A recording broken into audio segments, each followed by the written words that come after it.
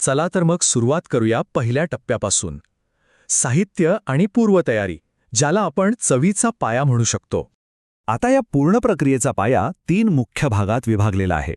पहिला भाग म्हणजे मुख्य घटक, ज्यात आपण घेतो 1 किलो लिंबू, 200 ग्राम मीठ आणि 2 चमचे हळद.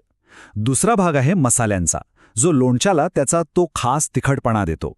यात 3-4 चमचे लाल तिखट, 2 चमचे मेथीदाणे, 2 चमचे मोहरी आणि अर्धा चमचा हिंग असतो. आणि तिसरा पण सर्वात महत्त्वाचा भाग म्हणजे प्रिझर्वेटिव्ह किंवा संरक्षक, ज्यासाठी आपण 250 मिली तीळ किंवा मोहरीचं तेल वापरतो.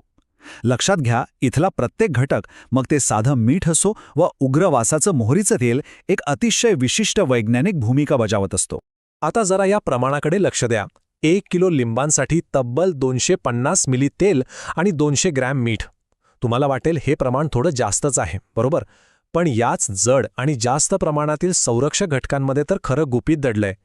हेच ते घटक आहेत जे लोणच्याला खराब करणाऱ्या जीवाणूंपासून दूर ठेवतात आणि त्याचं दीर्घायुष्य निश्चित करतात. प्रत्यक्ष कृतीला सुरुवात करण्यापूर्वीची पूर्वतयारी ही अत्यंत महत्त्वाची असते. सर्वात आधी लिंब स्वच्छ धुवून घेणं, आणि दुसरी सर्वात मोठी अट म्हणजे ती पूर्णपणे अगदी 100% कोरडी करणं. त्यानंतर बिया न काढता त्यांचे 4 ते 6 तुकडे केले जातात. इथे एक गोष्ट कायम लक्षात ठेवली पाहिजे की पाण्याचा एक अत्यंत छोटासा थेंबसुद्धा, हो अगदी एक थेंब, तुमचा पूर्ण बेत आणि लोणचं दोन्ही खराब करू शकतो.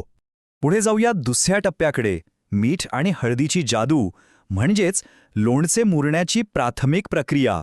आता या कापलेल्या लिंबांवर मीठ आणि हळदीचा छानसा थर लावला जातो.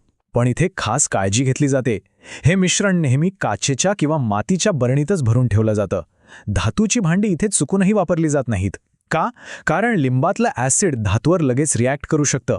म्हणूनच काच किंवा मातीची भांडीच या प्रक्रियेसाठी एकदम सुरक्षित मानली जातात, जेणेकरून लोणच्याची नैसर्गिक चव जशीच्या तशी टिकून राहील. 4 ते 5, आता हा नुसता आकडा नाहीये बरं का. हा तो काळ आहे जिथे खऱ्या अर्थाने संयमाची परीक्षा असते. मीठ आणि हळद लावलेली ही लिंब चक्क 4-5 दिवस तशीच झाकून ठेवावी लागतात. फक्त रोज एकदा बरणी हलवून घेणं गरजेचं असतं. या 4-5 दिवसांत होतं काय, तर लिंब हळूहळू मऊ पडू लागतात आणि त्यांचे नैसर्गिक रस बाहेर पडायला सुरुवात होते. निसर्गाची ही एक अतिशय सुंदर आणि संथ रासायनिक प्रक्रिया आहे जी इथे घडत असते. आता वळूया तिसऱ्या टप्प्याकडे, विशेष मसाला मिश्रण, ज्यामुळे लोणच्याला तो अस्सल रंग आणि तिखटपणा मिळतो.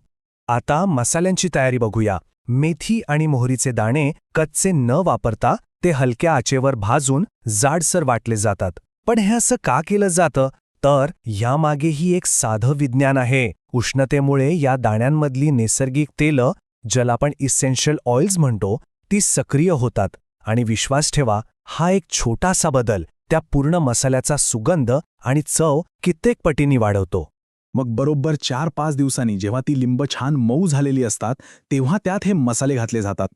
3-4 चमचे लाल तिखट, तो मस्त भाजून जाडसर वाटलेला मसाला आणि अर्धा चमचा हिंग.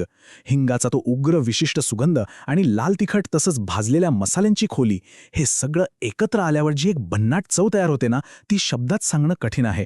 हे सर्व मिश्रण जेव्हा एकत्र केलं जातं, तेव्हा त्याचा रंग आणि सुवास अगदी बघण्यासारखा असतो. आणि आता येतो शेवटचा आणि सर्वात महत्त्वाचा टप्पा, तेल आणि साठवण, चव सीलबंद करण्याची पद्धत. या प्रक्रियेतली ही एक अतिशय नाजूक आणि महत्त्वाची स्टेप आहे. 250 मिली तेल अधिक कडकडीत गरम केलं जातं आणि मग ते पूर्णपणे थंड होऊ दिलं जातं. असं करण्यामागचं कारण म्हणजे तेल गरम केल्याने त्यातला कच्चेपणा आणि अशुद्धी निघून जाते. पण ते गरम असताना जर लोणच्यात ओतलं तर आपण एवढ्या प्रेमाने तयार केलेले सुगंधी मसाले करपून जातील. म्हणूनच ते पूर्णपणे थंड झाल्यावरच त्यात मिसळलं जातं. आता ही साठवणूक नेमकी कशी काम करते ते समजून घेऊया. इथे 2 पद्धती दिसतील. एक सुरक्षित पद्धत, जिथे तेल लोणच्याच्या थरावर पूर्णपणे पसरलेलं आहे, आणि दुसरी धोकादायक पद्धत, जिथे लिंब थेट हवेच्या संपर्कात आहेत. तेलाचा हा वरचा थर बेसिकली हवेतल्या ऑक्सिजनला आत जाण्यापासून रोखतो. ऑक्सिजन कट ऑफ झाला की बॅक्टेरिया वाढूच शकत नाहीत आणि म्हणूनच लोणचे सुरक्षित राहतं. अगदी साधं पण प्रभावी विज्ञान. 8 ते 10, होय, पुन्हा एकदा संयमाची परीक्षा. तेल आणि मसाले घातले की लगेच लोणचे खाण्यासाठी तयार होत नाही. ते एका स्वच्छ आणि कोरड्या बरणीत भरून 8 ते 10 दिवस मुरण्यासाठी ठेवावं लागतं. या काळात मसाल्यांचा अर्क, तेलाचा स्निग्धपणा आणि लिंबाचा आंबटपणा हे सगळं एकमेकांत इतकं छान मिसळतं की त्यानंतर जी परिपूर्ण चव निर्माण होते ती खरंच लाजवाब असते. साठवणुकीबद्दल बोलायचं झालं तर काही गोष्टी एकदम पाळाव्याच लागतात. बरणी अगदी स्वच्छ आणि कोरडी असलीच पाहिजे.